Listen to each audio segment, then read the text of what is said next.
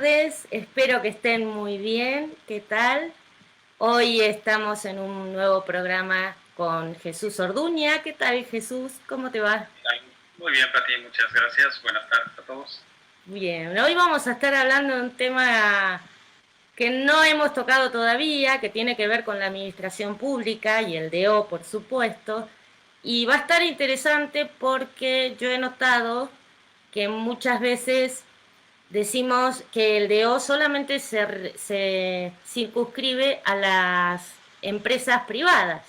Sin embargo, aquí vamos a tener la prueba hoy con Jesús que también podemos hacer desarrollo organizacional en la administración pública. Y Jesús es un experto en este tema porque, bueno, además de ser licenciado en psicología, es un flamante maestro en desarrollo organizacional, por lo cual te tengo que felicitar y aplaudir por este reciente logro, Jesús.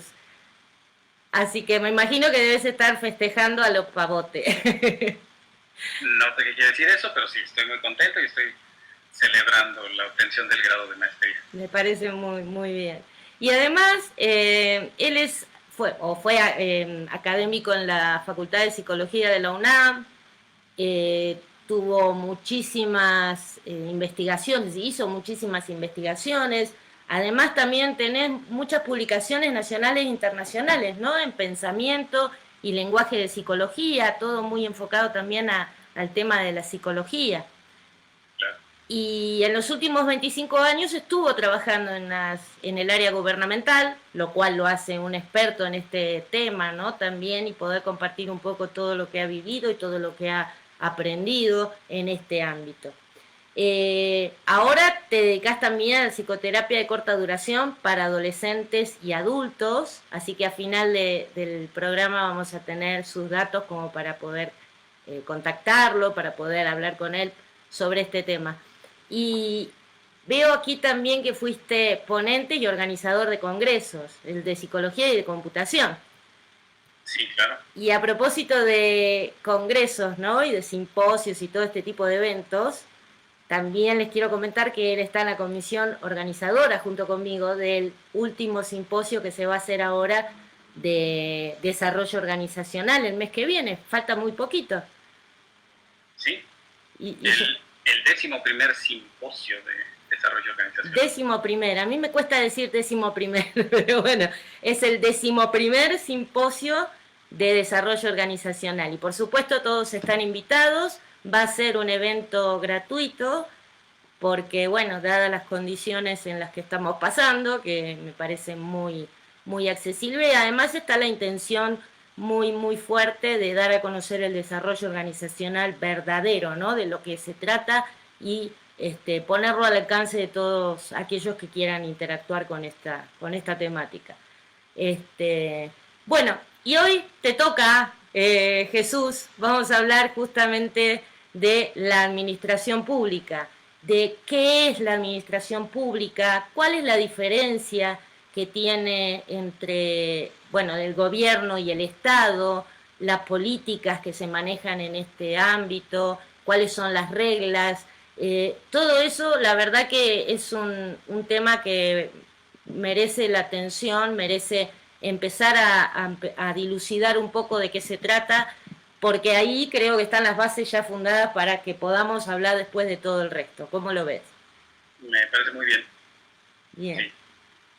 ¿Qué es Mira, la administración pública? Jesús, por favor. la administración pública, estamos hablando de la gestión gubernamental, es el modo en el que está organizado el gobierno para cumplir con sus tareas. El gobierno actualmente se compone de 22 secretarías de Estado, que son el gabinete que apoya al presidente de la República para llevar a cabo todos los planes, que principalmente es un plan sexenal y son planes anuales los que se están desarrollando en cada una de las secretarías. La administración pública obedece a un modelo burocrático. El modelo burocrático que, como sabemos, nació hace más de un siglo, asegurando que cada quien sepa lo que tiene que hacer, cuándo lo debe hacer, cómo lo debe hacer, y específicamente en el gobierno le llamamos el tramo de responsabilidad, donde si cada quien realiza su tramo de responsabilidad, estará encadenándose al proceso con el siguiente paso y podamos realizar todo de la manera óptima. La administración pública se organiza por el Poder Ejecutivo, la oficina del presidente, las secretarías y algunos entes que además son conocidos como las empresas productivas del gobierno. Y bueno, pues ahí estaremos pensando en lo que es Pemex, por ejemplo, que es una empresa productiva del gobierno. Las demás secretarías tienen un plan que tiene que ser resuelto con apoyo en sus subsecretarías. Las subsecretarías estarán compuestas de direcciones, de subdirecciones, de titulares de área y de departamentos. Y quizás ese es el último de los niveles que tienen responsabilidad en la administración pública. Bastante complejo, ¿no? Suele ser muy complejo. Cada vez que en la administración pública nos dicen que vamos a hacer un mapa de procesos, yo les preguntaba, y después de que lo armemos todos y lo imprimimos, ¿lo vamos a colgar de cuál edificio? Porque realmente es una oficina al principio, todas las secretarías y subsecretarías, y todos los departamentos, que cada uno de ellos tiene una razón de ser y una función que realizar para cumplir el objetivo de gobierno, ¿no? Y aquí lo quiero decir, hay un objetivo de gobierno. Quiero ser muy claro entre lo que es gobierno y lo que es Estado. El gobierno es cambiante. El gobierno es la persona o el grupo de personas que están al frente durante cierto periodo de tiempo, pero el Estado permanece. Y el Estado permanece con una estructura que tiene que resolver las situaciones de gobierno, llevar a cabo sus programas, independientemente de la temporalidad. Esta temporalidad, este gobierno es el que le da una ruta, le da un matiz al trabajo del Estado. Y ese matiz se llama la política. Y si vemos hacia atrás, las secretarías, aunque han cambiado algunas, se han mantenido durante muchos años, durante muchas décadas, pero la política ha sido diferente. Teníamos una política que era bienestar para tu familia, una política, y solo por mencionar el lema de los presidentes, teníamos, no sé, el sexenio pasado, sus tareas principales eran el gobierno digital y la igualdad de género. Actualmente estamos hablando de un gobierno que está haciendo una transformación, la llamada 4T. Bien o mal, esa es la visión que tienen de gobierno, pero además tenemos la estructura del Estado. Y la estructura del Estado es entonces donde encontramos el terreno fértil para el desarrollo organizacional. Esas son las estructuras que no cambian con las distintas políticas, ¿verdad o no? Y que pueden cambiar porque la Constitución puede ser modificada, las leyes pueden ser modificadas, pero la estructura es más sólida y menos cambiante. No, sí, por supuesto que pueden cambiar y sexenio con sexenio desaparecen unas secretarías, se fusionan otras, aparecen nuevas, pero la estructura en general se mantiene. Okay. No quisiera así como que ser muy detallado con las secretarías. No, pero queda claro. Pero dando una idea también para quienes nos estén escuchando que no están en México, tenemos secretarías que son las que rigen, bueno, junto a la oficina del presidente está la Secretaría de Gobernación, que es la segunda al mando, hoy a cargo de una secretaria de Gobernación, algo que no había sucedido antes, y hay una Secretaría de Hacienda, que es la que maneja los dineros. No solamente eso, sino que es la que vigila que se cumplan los programas presupuestarios. Las que nos persiguen. Sí, es la que se encarga de cobrarnos los impuestos, pero claro, es la que se encarga también de hacerlos efectivos, ¿no? Claro. Y de ahí tenemos las que ya tienen tareas muy específicas, como la Secretaría de Salud, la Secretaría de Educación Pública, la Secretaría de Economía. En el sector salud, y en el que yo tengo más experiencia, porque estuve muchos años ahí, es el ISSSTE, ¿no? Que es el Instituto de Seguridad y Servicios Sociales de los Trabajadores al servicio del Estado. Entonces, este se encarga de darle 21 servicios y seguros a la población, que es la población trabajadora del Estado. Exacto. Y decías... Entonces, Sí, no, decías que ahí era donde encontrábamos el campo, ¿no? Para hacer lo que es el desarrollo, lo que llamamos nosotros desarrollo organizacional. Exactamente, que si lo viéramos de una forma purista, el desarrollo organizacional, por definición, nos dice que es un esfuerzo planificado desde la alta dirección. Entonces, siendo así estrictos, si no hay una visión desde la Presidencia de la República, no podríamos implementar programas en un departamento en particular, y estoy hablando de 5 niveles jerárquicos debajo del presidente. Claro. Lo que yo te comentaba y que es motivo de esta charla, el desarrollo organizacional es posible en la administración pública porque lo tomamos como unidades de trabajo, no como gobierno y no como estructura completa del Estado, sino en una de sus secretarías, quizás en una subsecretaría nada más, y si esa subsecretaría tiene áreas, todas tienen áreas, bueno, en una sola de las áreas podemos hacer una intervención de desarrollo organizacional. Todas son terrenos fértiles para el desarrollo organizacional y no es por forzarlo, sino por lo que podemos aportar como de egoístas en esas estructuras. Entonces, si tenemos la venia del titular de esa área, podemos hacer intervenciones de DEO. Yo tuve algunas experiencias desde dentro, es decir, se contrataba consultoría que nos dieran algunos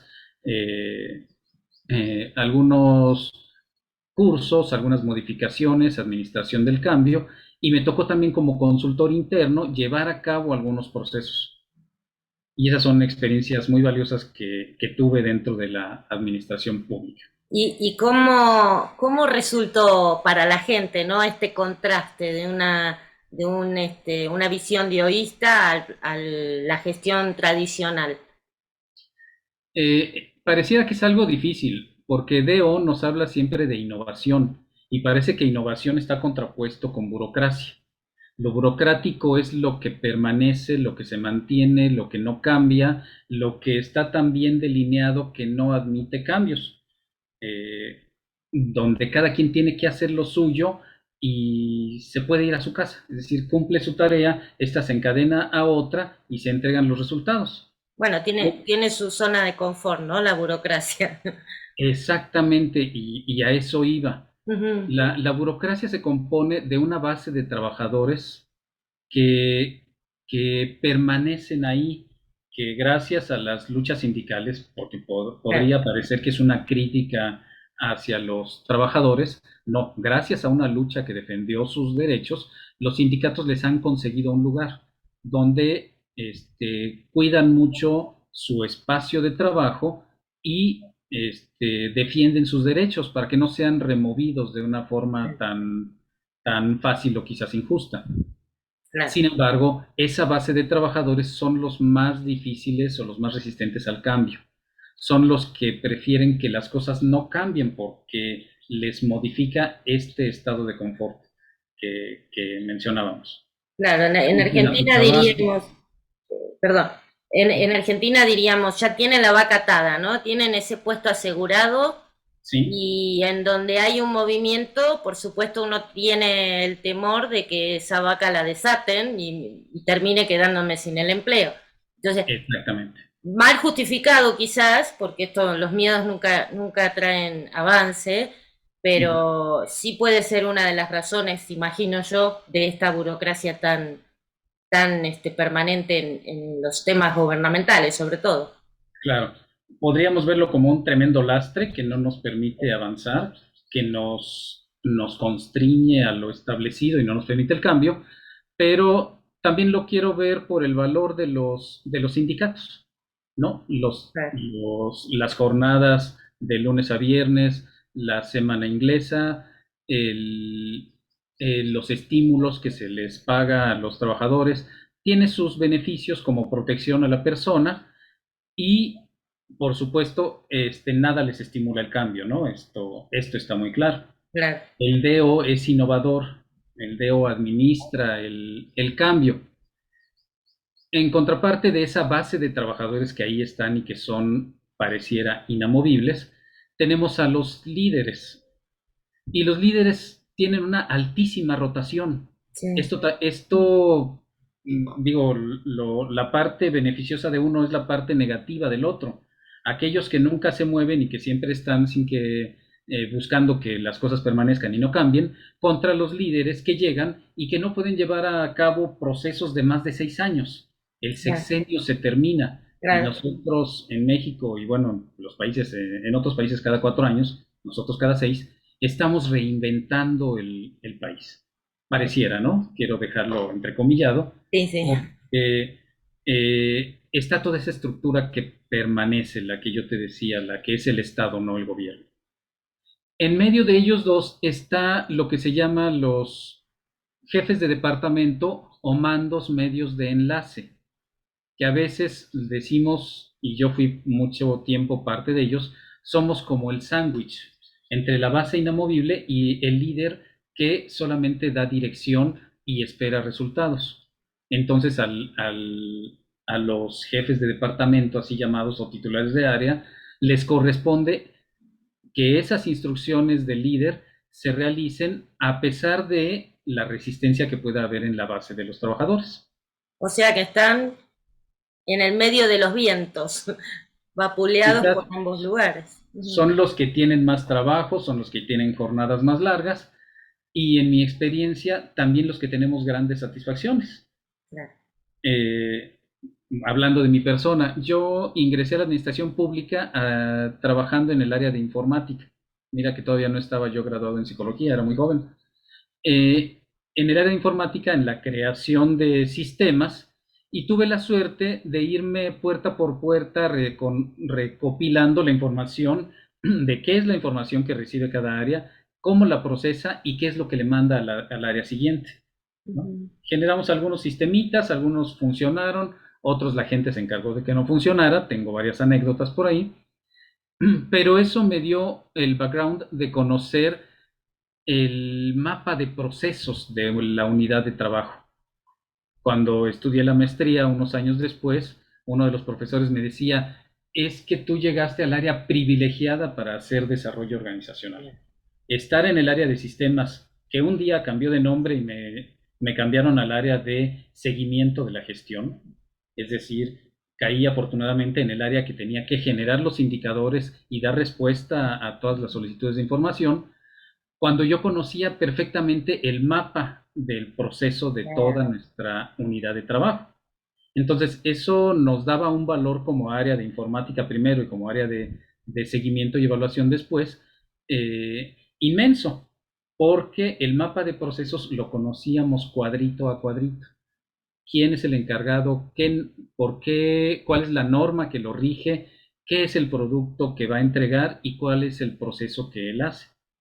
Entonces, eso me dio un conocimiento de lo que era la administración, de lo que es el proceso de trabajo en esa unidad de trabajo directamente, que después nos permitió como su dirección administrar el cambio. Y lidiar con las resistencias, me imagino que también.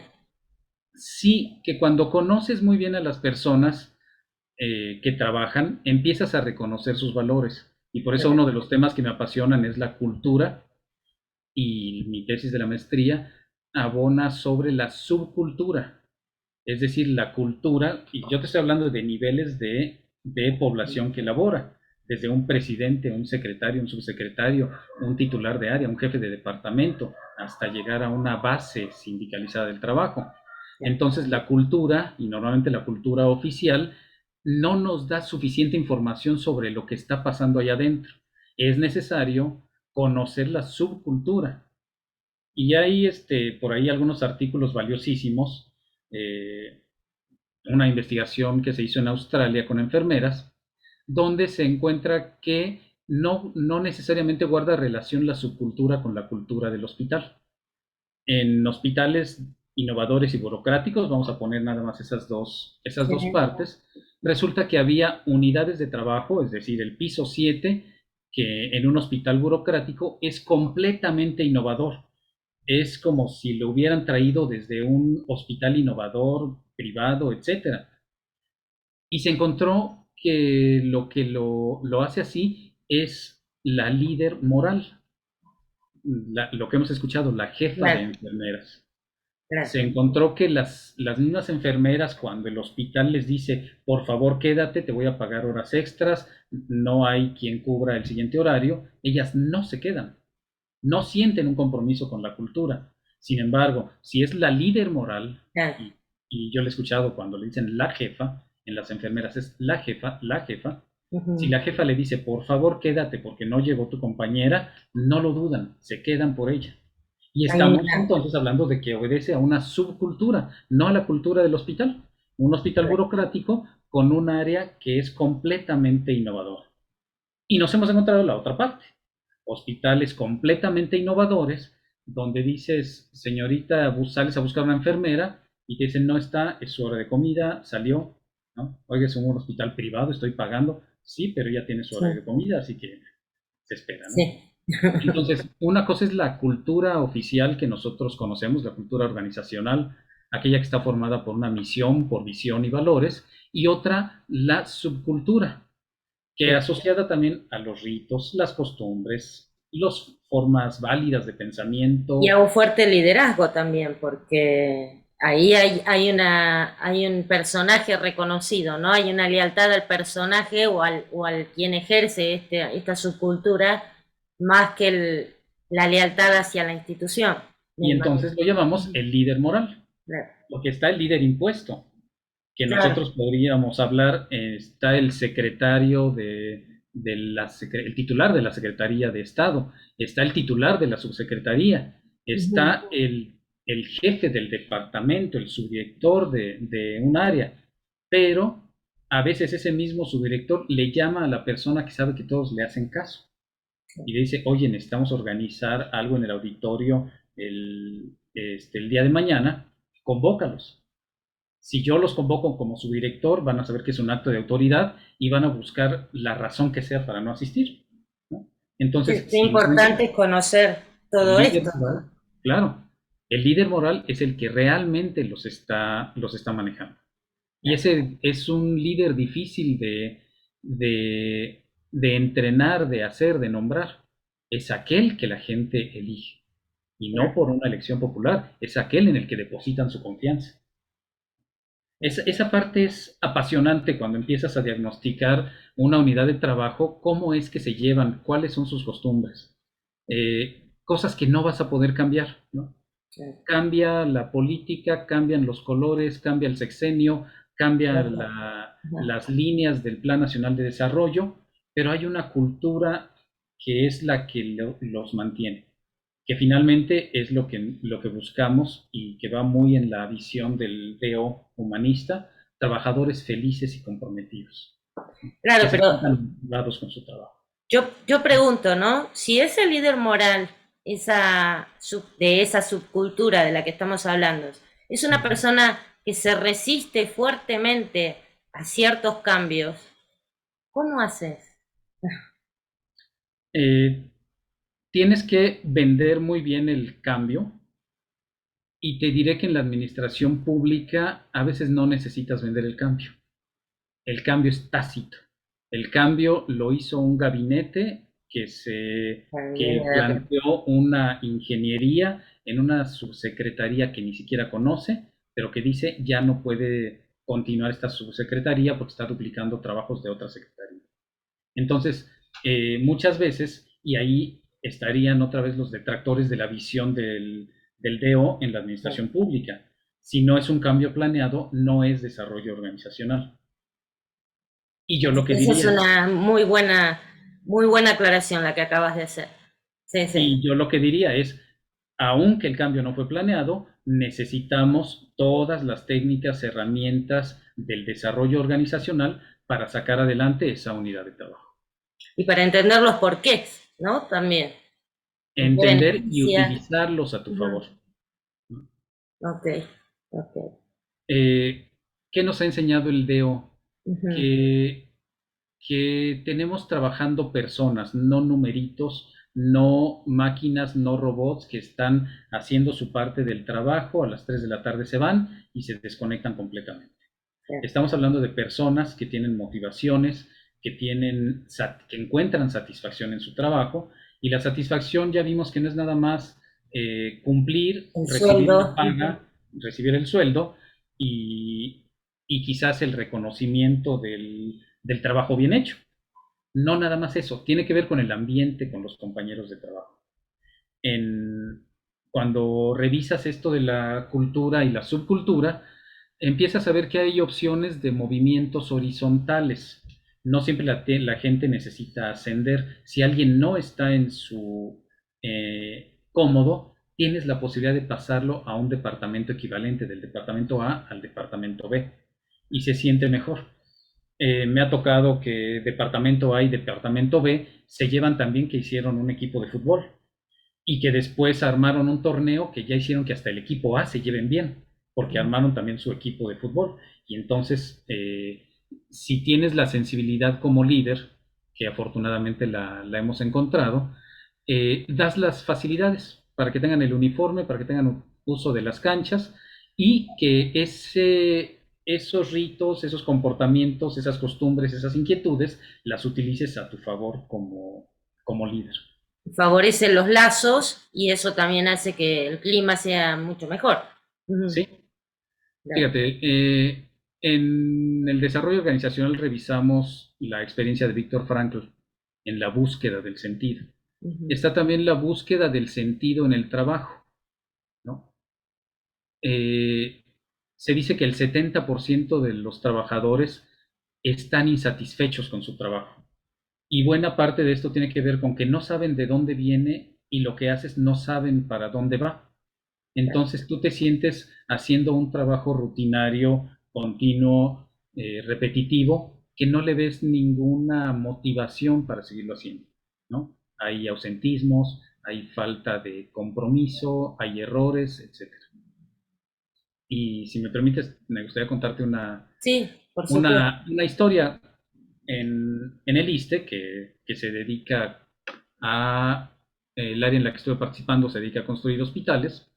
Resulta que tuvimos por allá por el año 2009 recursos adicionales como nunca se habían tenido y pudimos construir hospitales que hacían falta y se construían por lo menos 4 grandes hospitales alrededor de la Ciudad de México.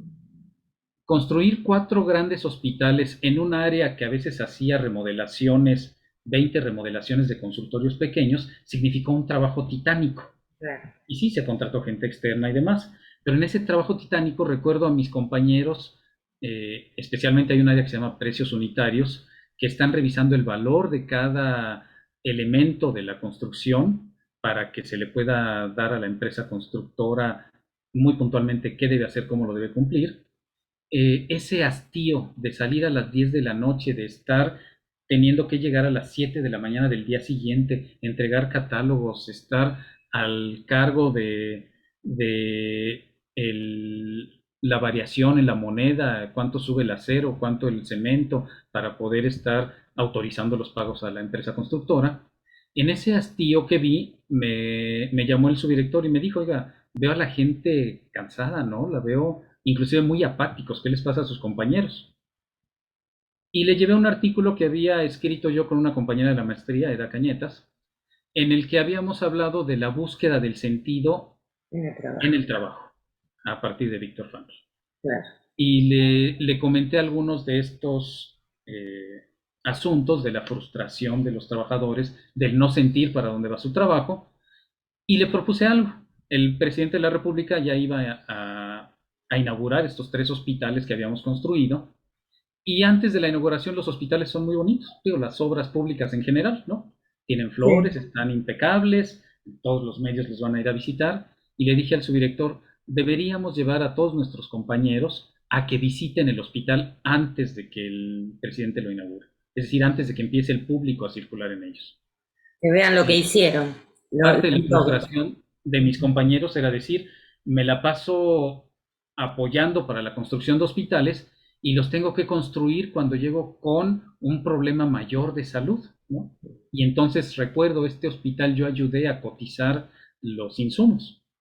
Entonces lo propuse al subdirector, un subdirector joven muy activo, me tomó la idea, la hizo suya, y la vendió como suya, eso ya no me causó problema, y nos puso autobuses para que saliéramos a visitar un día el hospital de Morelos, un día el hospital de Morelia, otro día el hospital de Querétaro, para que saliéramos.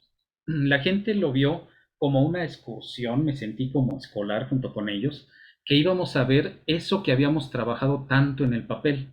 El área de proyectos, lo que había hecho en sus planos, el área de contratación, lo que había autorizado, el área de precios unitarios, lo que había cotizado, lo que había calculado, y los vi desfilar por esos pasillos de los hospitales nuevos a punto de ser inaugurados, por una satisfacción de ver que su trabajo sí había traído Venido, frutos, claro, que sí había, sí se consolidaba con algo muy bien hecho. claro. Nos tomamos muchas fotografías. Años después de que dejé esa unidad de trabajo, me daba gusto pasar por los pasillos y ver esas fotografías pegadas en las paredes. Y todos que recordaban aquel día en el que fueron a visitar el hospital nuevo, Claro. como si fuera abierto apenas para ellos, todavía sin servicio, y poder recorrer cada uno de los pasillos, conocer el equipamiento médico de última generación que estaba llegando, que no necesariamente como pacientes. Claro, y palpar bien el trabajo que están haciendo. Exactamente. Dame un Esto, segundito, claro que sí. te tengo que cortar porque se cortó. Bueno, aquí hemos regresado porque, bueno, tras el breve corte que suele suceder, y bueno, Jesús nos estaba compartiendo esto del sentido de pertenencia, ¿no?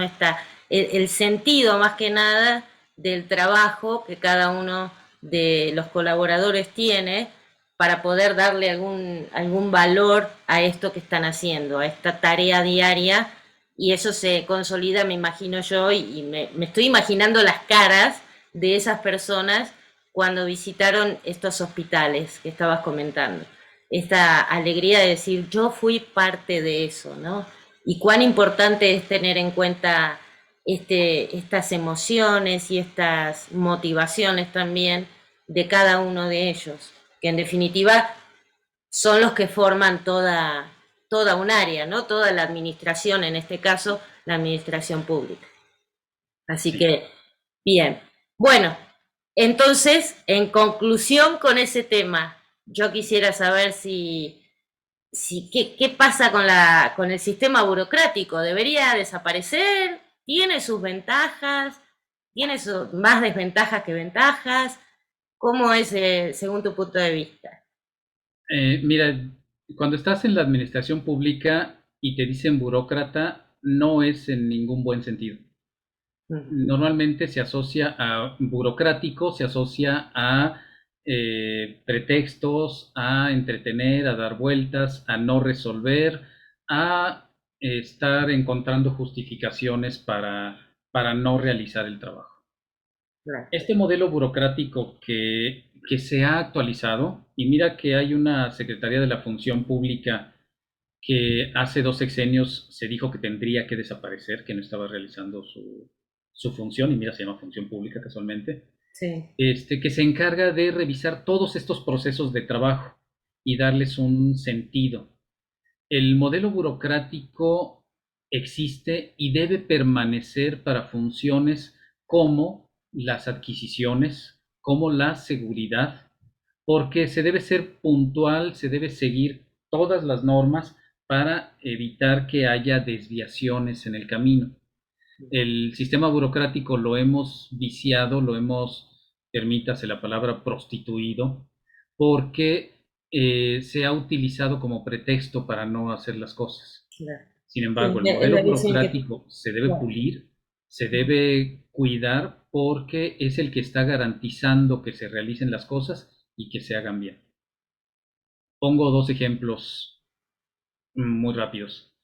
Eh, Cuando hablamos de que el modelo burocrático nos dice que cada quien tiene su función específica y que debe seguir unas instrucciones en particulares, yo recuerdo un accidente que hubo con el Metrobús de la Ciudad de México. El Metrobús hace alto total, abre las puertas y los pasajeros entran y suben. El manual del Metrobús dice que cuando haces salto total tienes que poner el freno de mano y después abrir las puertas para que suban los trabajadores. Aquel accidente sucedió porque se brincó un paso el conductor, ¿no? Aunque el instructivo decía pone el freno de mano, él frenó, abrió las puertas y cuando estaban subiendo los trabajadores, el autobús se movió y Mm. entonces ocurrió el accidente, ¿no? ¿Qué es lo que pasó aquí? No siguió una norma, no siguió una instrucción que quizás alguien diría, eso no es burocracia, ¿no? Yo sí lo veo como ejemplo para ilustrar lo burocrático. Tenemos que ser seguidores de cada uno de los pasos para que se llegue a los mejores resultados cuidando de la seguridad. La responsabilidad que tiene el servidor público, y que yo se los decía mucho cuando daba cursos, es somos guardianes del erario, somos guardianes del dinero público. Si nosotros no hacemos las actividades con todo el cuidado y con toda la pulcritud que nos exige el modelo burocrático, tenemos pérdidas que no son ni de mi sueldo ni pérdidas de algo en particular, sino de los impuestos de toda la población. Bueno, el Quizás, tema, sí, eh, yo entiendo cómo lo explicás y me parece totalmente razonable, pero sí también es cierto de que uno cuando va a hacer trámites, ¿no? La cantidad de papeles y uno, yo cuando dicen burocracia me imagino esto, ¿no? Los trámites que hay que hacer, la cantidad de requisitos y entiendo que hay normas que se llevan a cabo también para estandarizar algunos procesos. El tema es cómo se tarda también a conseguir un resultado gracias a todos estos pasos previos que a veces son muy dilatorios. ujú, Entonces, sí hay, o sea, la burocracia entiendo que es una serie, una cadena de cumplimiento de normas y por qué están las normas, pero sí, también es cierto de que hoy el mundo vive como acelerado y cada trámite que te tarda más de 20 días y hasta a veces meses, te pone en esa situación de enjuiciar, ¿no? Ah, la administración pública es toda una burocracia. Y sí, sin sí, considerar absolutamente de esto. acuerdo. ¿Cómo? Absolutamente de acuerdo contigo. Claro. Lo que se llaman los trámites burocráticos. Que aquí es donde va una recomendación para los consultores externos. Una área de oportunidad en toda la administración pública es la regulación, o mejor dicho, la desregulación. Casi todas las secretarías y subsecretarías tienen un área que se llama innovación y calidad o que se llama el área de regulación. Claro. Entonces, en esa área podemos influir para que se desregulen algunas cosas. Desregular es quitarle firmas, quitarle copias, quitarle requisitos a lo que se tiene que hacer. El, durante muchos años di un curso que se llamaba Bitácora Electrónica de Obra Pública, que significó un avance, a ver si no me desvío, pero va en este sentido, significó Tenés un todo el avance tiempo digital. para vos, así que sentite cómodo. Muchas gracias.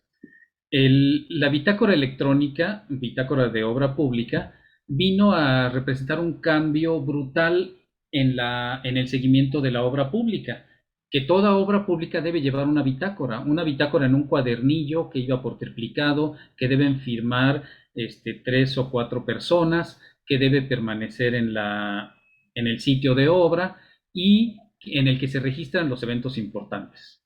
¿Qué pasaba con ese cuadernillo?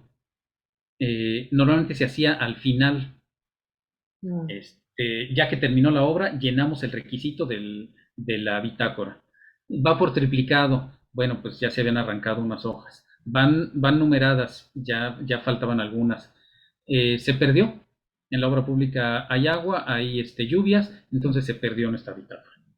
En el 2009, la Secretaría de la Función Pública propone esta bitácora electrónica de obra pública y la pone en Internet y cambia desde su definición. La bitácora electrónica ya ni siquiera la llamábamos en papel, la llamábamos como el sistema que por medios remotos de comunicación asienta los asuntos importantes de una obra. Y esto quiere decir, la bitácora ya no es un cuadernillo, ya es un sistema que está montado en Internet al cual se accede en cualquier momento y desde cualquier lugar, ¿no? Como se dice aquí en México, ¿no? No hay pierde ahí. No hay pierde. Y para firmarla se requirió de la firma electrónica avanzada.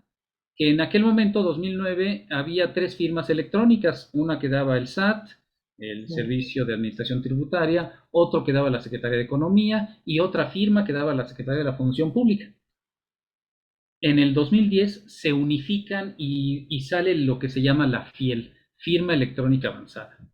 Y por si alguien no visualizaba el impacto de esto, yo les decía, desde las primeras, ¿cómo se llaman? Los dibujos en las cuevas, Las pinturas rupestres. desde las pinturas rupestres, no existió en toda la historia de la humanidad algo que sustituyera a la firma autógrafa. Y en el año 2010 lo hicimos, ¿no?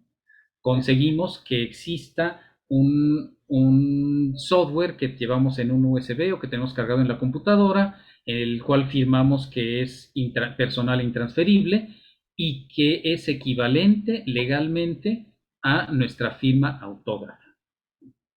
Esa firma autógrafa que vale millones en un cuadro de algún pintor, sí. Bueno, pues ahora la traemos en un USB. Sí, por eso hay que cuidarla muy bien, ¿no? También. Exactamente. Digo, finalmente ya también es con la que pagamos impuestos, con la que hacemos algunos trámites, pero dimos ese salto en la digitalización de algunos procesos. Entonces el cambio está presente, la modernización ahí está. Te diré que en ese proceso que yo conocí desde el 2004, la ley decía que para el 2009 tenía que estar completamente implementado y fue hasta el 2011 cuando lo volvimos parte del día a día. Los procesos son lentos, pero los procesos tienen que pasar la prueba de el cambio de gobierno, el cambio de políticas, el cambio de sexenio y la estructura del Estado, la administración pública como tal, tiene que mantenerse. Bueno, eso es lo que decimos un poco siempre, ¿no? Queremos el cambio cuando ya nos damos cuenta de que no nos queda otra que cambiar y podemos elegir planear ese cambio, que no hay soluciones mágicas, o sea que no es de un día para otro, todo va a tener un proceso, la gente nos tenemos que acostumbrar, porque en definitiva toda la organización o la institución o lo que estemos hablando está formado por la gente y todo lleva un tiempo. Claro que todos tienen sus distintos tiempos. Sí, y yo te hablaba de esas fuerzas que existen en la administración pública. Aquellos que quieren que los tiempos sean más laxos, ¿no? Claro. Sí, parece broma, pero entre la base trabajadora está el saludo de hola, ¿qué estás haciendo? Y te contestan antigüedad. Entonces, claro. En efecto, se sienten como si están ahí para hacer antigüedad, porque tienen planes de retiro interesantes, pero lo que están haciendo es antigüedad. Cambiar esa mentalidad a lo que podrías estar haciendo es agregar valor, es algo que hemos podido hacer como consultores internos, con ayuda de consultores externos, pero tiene que ver con un cambio de cultura. Y algo muy impresionante, yo te decía, el desarrollo organizacional busca el cambio planeado, pero a veces el cambio nos rebasa. Y la prueba es este último año y medio que tuvimos la pandemia. ¿Sabes qué pasó con la pandemia? Que el sindicato, por proteger a la base trabajadora, dijo, mis trabajadores no tienen por qué hacer presencia. Y resultó que no se cayó la administración pública. No se cayeron, no dejaron de operar, digo, sí bajaron su ritmo y demás, pero no dejaron de operar. Entonces, en efecto, mandaron a la casa a los trabajadores, no todos para hacer home office, algunos simplemente por protección a su salud, y la administración pública continuó. Ese es un doble mensaje, ¿verdad? Completamente. Y entiéndalo quien lo quiera entender. Claro. ¿No? Seguimos trabajando a pesar de que no estés haciendo presencia, ¿no? Antigüedad. Antigüedad. Claro. Y por otro lado, los más agradecidos somos los ciudadanos, porque entonces detonó muchas iniciativas que ya venían, que estaban listas para ver la luz pública, y ahora tenemos una cantidad enorme de trámites digitales que podemos hacer desde la computadora con nuestra firma electrónica y que antes exigían ir y sacar 2 copias, 3 copias, llevar comprobante de esto y de aquello. Ahora lo podemos hacer digitalmente. Sí, eso acelera mucho. Sí, sí. Entonces, el cambio se vino a dar, si no planeado, ya por cuestiones externas Claro. y también se ha podido ser beneficioso. Bien. Y ahora, algo estuviste mencionando sobre los consultores internos y los externos. ¿Sí? ¿Cuál es el papel de uno y otro? ¿Qué diferencias ves en tu experiencia entre lo que hace uno, lo que hace otro? ¿Qué es lo que se aconseja? No puedo dejar de verlo sino con los lentes de la cultura organizacional y, como te decía, de la subcultura. Claro, Un consultor externo llega mediante un contrato a introducir un cambio o a dar las condiciones para que se dé un cambio, ¿no? claro, No siempre es bien recibido, uno por la resistencia al cambio y otro porque considera que la administración pública son más que personas, son robots que tienen un manual de funciones, de operaciones y que de ahí no se mueven, ¿no? claro. Entonces genera una doble resistencia, la del cambio y la de no va a venir alguien de fuera a decirme cómo hago algo que llevo 15 años haciendo, Claro, 20 años, 25, ¿no? sí, Y el consultor interno tiene la ventaja de conocerlos a todos, de conocer los procesos, de conocer la parte no visible de la cultura y de la subcultura organizacional, pero tiene la desventaja de que ya le tomaron la medida. Es decir, como aquella frase infantil de los niños, tú no eres mi mamá. claro. Sí, sí, sí. Está claro, no, no es su Sí, no, mamá. se No me reentiende vas a por, decir, claro, no me vas a decir qué es lo que tengo que hacer, ¿no? claro, Y está en esta lucha. Entonces, es muy bueno el consultor externo porque llega con ideas frescas, porque llega con un contrato por tiempo limitado, y tiene que entregar resultados. Se va a encontrar con ese rechazo, se va a encontrar con estructuras que son inamovibles, y por el lado del consultor interno se va a encontrar con que está inmerso en esa subcultura. claro. Entonces, aunque quiera hacer cambios, aunque quisiera dar cambios radicales, él sabe que se afectarían personas, procesos que necesitan más tiempo, que necesitan mayor vigilancia. Entonces Bueno, tiene ventajas y desventajas. está en un gran dilema, me imagino yo. Quien Pues quiera una de las grandes desventajas de la administración pública es la incapacidad de hacer intervenciones a mediano y largo plazo, ¿no? Yo alguna vez propuse una intervención con un programa que empezaba en febrero y lo terminaríamos en diciembre. Cabe decir aquí que los programas presupuestales o presupuestarios del gobierno son anuales.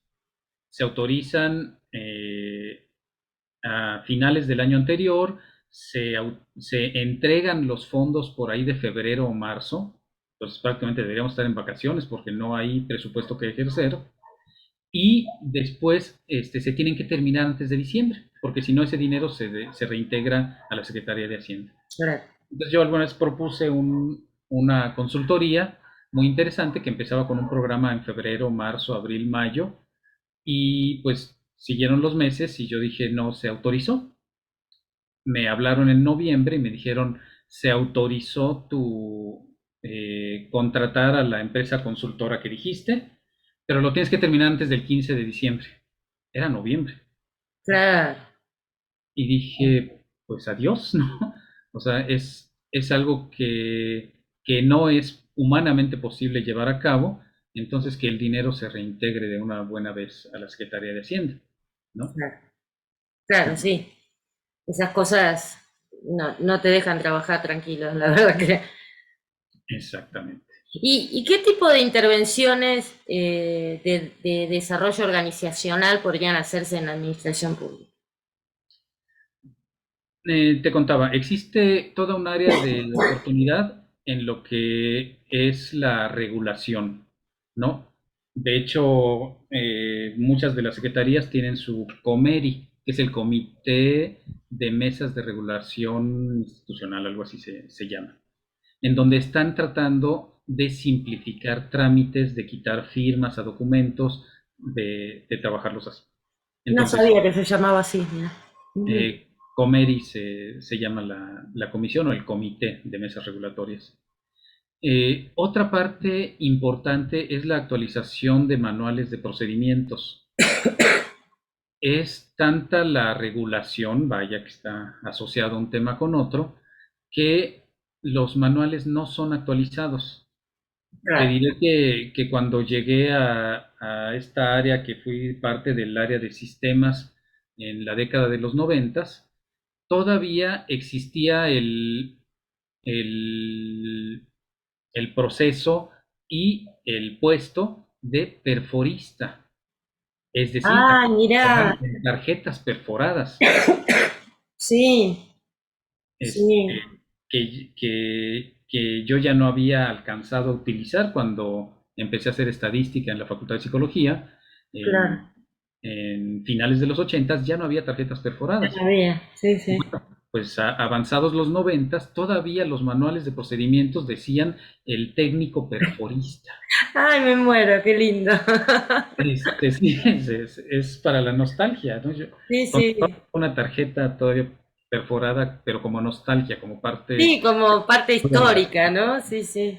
Bueno, yo digo así que lindo porque yo estudié ingeniería en computación y entonces tuve que ver todo eso como parte histórica y la verdad que me llamaba mucho la atención. Entonces cuando dijiste perforista me remití directamente Imagínate a lo a... que nos remitimos. Claro, Entonces, claro, claro. estaba llegando el año 2000, ya estábamos preocupados por el ¿cómo se llamaba? El error del año 2000. Sí, Y me todavía acuerdo. en los manuales se hablaba de perforistas, ¿no?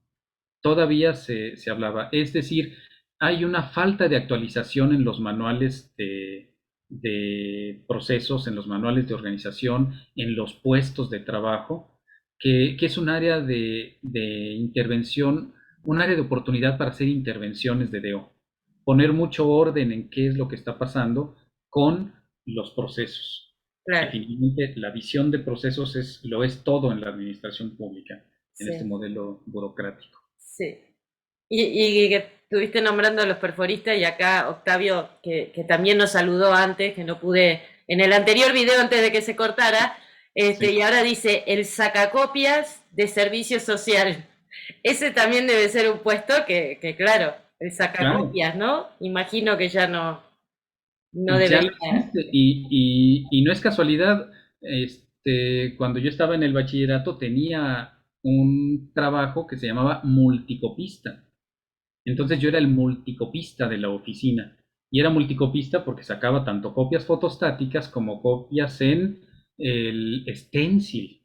Claro. Ah, Y ya mejor ni menciono cosas porque estoy revelando mi edad, ¿no? no, Especialmente. estudiamos los dos, porque somos contemporáneos, ¿Sí? estuvimos estudiando historia de todo esto, ¿no? De todos estos procesos.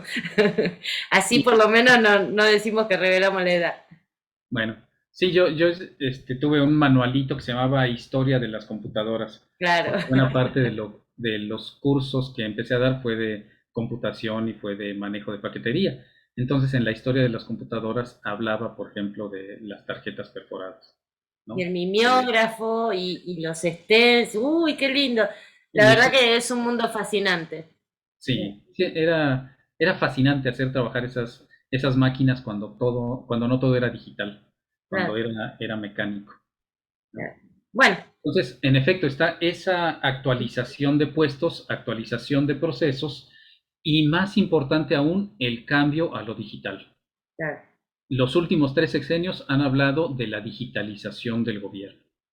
Y yo desde el año, recuerdo que fue una de las promesas no cumplidas del área de tecnología de la información, hablarnos del oficio digital.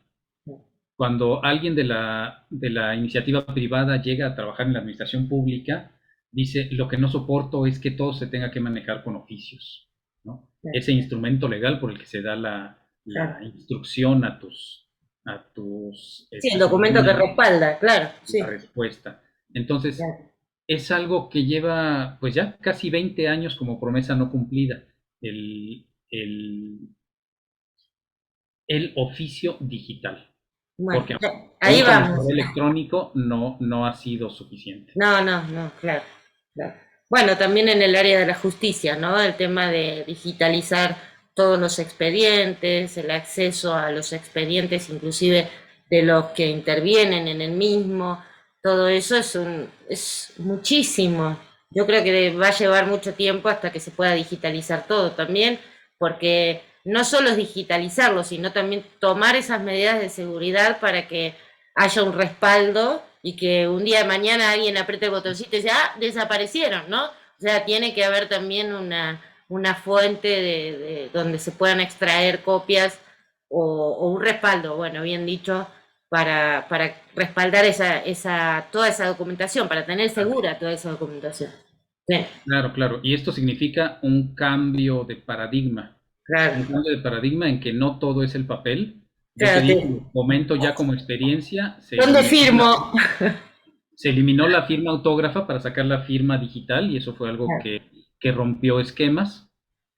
Y recuerdo alguna vez un proveedor dándonos a conocer sus nuevas tecnologías de digitalización de documentos, que nos contó. Dice, fuimos a hacer un proyecto de digitalización de todos los expedientes de alguna unidad de trabajo, y era tal la desconfianza que el jefe de la unidad dijo, está bien, digitalicen mi información, pero me entregan copia de todo lo que estén digitalizando.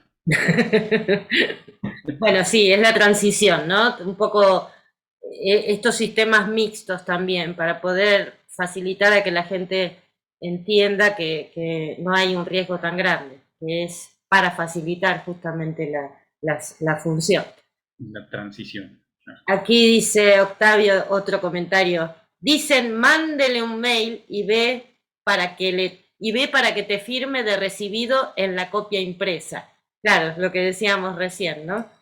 Exactamente.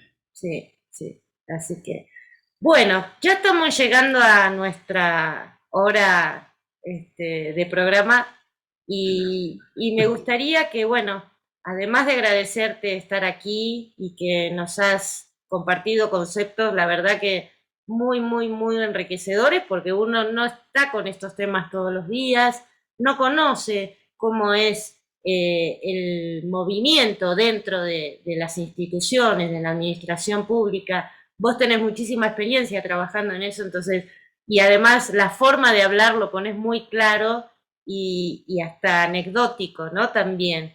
Entonces yo te agradezco mucho porque creo que esto le puede servir a mucha gente para empezar a animarse también a entender cómo funciona la administración pública, ver que no es tan fácil también hacer consultoría en uno, en otro lado, hay que ver ciertas cosas que tienen su diferencia, por supuesto, y que bien vale la pena empezar a estudiar y a adquirir cierta experiencia con alguien como vos también, que ya conoces muy bien desde adentro el funcionamiento de todo esto. Así que yo quería también decirte que si querés decir algo más, algún mensaje que quieras dejar con respecto a esto, a los consultores en desarrollo organizacional, y que por supuesto también nos compartas tus datos para poder contactarte en las redes o como quieras, y que todo aquel que esté interesado en charlar contigo, porque la verdad que es muy interesante todo esto, lo pueda hacer con toda confianza. Muchas gracias, Pati. Mi tema principal es todas las intervenciones de DEO y muy en particular las intervenciones en la administración pública tienen que tener presente la cultura y la subcultura. Esa es quizás la parte más importante por todo lo que hay que mover con la gente y es sumamente satisfactorio cuando la gente está convencida contigo de que lo va a hacer, de que no se siente amenazada ni que se siente que se le está imponiendo algo. Y es una recomendación para líderes y para consultores internos y externos. Poner toda la atención en la cultura y en la subcultura de las unidades de trabajo. Yo estoy Sí. a sus órdenes en Facebook con mi nombre propio, Jesús Orduña. Tengo una página que es Psicólogo Jesús Orduña. Y como ya lo comentabas hace un rato, tengo un sitio que se va a convertir muy pronto en una plataforma de servicios de psicoterapia, donde ahora mismo estoy ofreciendo la psicoterapia para adolescentes y adultos en una visión que traigo yo muy de psicología eh, cognitivo-conductual. Me gusta poner a trabajar a la gente. Me dicen, oiga, yo venía con usted para que me resolviera y nada más me deja que escriba y me deja tareas y me deja acción. Bueno, esa es la parte que yo estoy haciendo. Ponte a trabajar porque yo nada más te estoy guiando y está funcionando como una psicoterapia de corta duración donde se compromete las personas a trabajar especialmente en su autoconocimiento. La plataforma se llama psicorealización.com, que es el logotipo que tengo aquí ¿Tenés ahí? junto, Bien. psicorealización.com, y ahí estoy para comentarios, para citas, bueno, si alguien se interesa o alguien considera que puede recomendarle para asuntos de ansiedad, de depresión, de duelos, que es quizás la parte que más está sintiéndose en estos tiempos. Con todo gusto estoy ahí. Y Perfecto. acabo de poner ahí mi sección de desarrollo organizacional. Entonces También, pienso claro. subir algunos de nuestros trabajos, de nuestros escritos. Yo he recopilado desde lo que eran nuestras tareas de la generación que teníamos. No había redes sociales cuando empezó mi generación, pero ya teníamos nosotros nuestra propia página. Y tengo ahí buena parte de las tareas, los escritos que generamos como grupo, que tú lo sabes muy bien, el INESPO es un generador de comunidades de aprendizaje. Así es. Pasan los años y nos seguimos viendo con mucho cariño los compañeros de la generación y seguimos compartiendo nuestros trabajos, nuestras experiencias. Y ahí nos conocimos, Y justamente ahí en es donde nos conocimos y que claro, habrá que decirlo, Patti y yo nos conocemos virtualmente, todavía no en persona, es cierto, porque nos tocó este periodo de la de pandemia. la pandemia. Y que se ha armado una comunidad muy linda, muy grande y muy de compartir también todo esto que queremos, todos con esa misma visión, ¿no? De compartir lo que es el desarrollo organizacional, darlo a conocer y creo que es muy valioso todo eso. Pues aquí en Eh, la plataforma psicorealización.com sí, abrí mi sección desarrollo organizacional. Está la invitación y la liga para inscribirse al simposio, que va a ser un evento importantísimo, una actualización de la definición de lo que es el desarrollo organizacional como disciplina. Y ahí estaré subiendo algunas de estas experiencias que ya yo las tenía anotadas en un blog como experiencias de aisladas que había yo comentado más de manera anecdótica y que mira que por eso me paso del tiempo, porque si me da el micrófono para las anécdotas me sigo. Entonces, por eso las empecé a nada, escribir para que se queden ahí. guardate alguna para la próxima, que sí, vamos Buenísimo. a volver a vernos seguramente. Y también en esta página van a encontrar información del simposio e incluso pueden comentar también para dejarle algún mensaje a Jesús o a algunos de nuestros entrevistados que, como bien decíamos recién, al ser una comunidad que nos conocemos o a veces de vista solamente, pero sabemos dónde buscarnos, dónde compartir cosas, dónde extraer a veces experiencias que nos pueden servir a nuestro quehacer como dioístas, ¿no? Esa comunidad yo creo que está accesible a todo el mundo y siempre nos ponemos a disposición para trabajar, para compartir, para todo lo que necesitamos hoy en día para salir adelante. Claro Así que sí. que bueno, muchísimas gracias Jesús, te agradezco mucho todo lo que nos has contado, para mí fue muy esclarecedor y ahora me estaba acordando de lo que cuando estabas explicando el tipo de terapia que hacías, digo, mira cómo ahí también hay cambios, ¿no? Porque antes de hablar del DO, la psicoterapia también me parece una gestión del cambio planeada, pero al 100 justamente. Así que está muy interesante todo lo que haces y todo lo que escribís también acerca de eso. Así que bueno, nos despedimos. Muchísimas Muchísimas gracias, Pati. gracias. Valiosísimo tu espacio. Te he seguido con todos tus invitados, que también son Te he gente de visto mucha estima. Muchísimas gracias, Jesús, muchísimas gracias. Y bueno, disculpando los cortes y estas cosas que pasan, por supuesto el video completo lo vamos a subir a YouTube también para que puedan tener una edición que Almita Alma es la que maneja algunas redes, entonces ella hace la edición y van a tener ahí toda la información mucho más prolija que el vivo. Así que bueno, por mi parte, un beso grande, muchísimas gracias y nos vemos el martes que viene. Hasta luego, mucha suerte. Bye.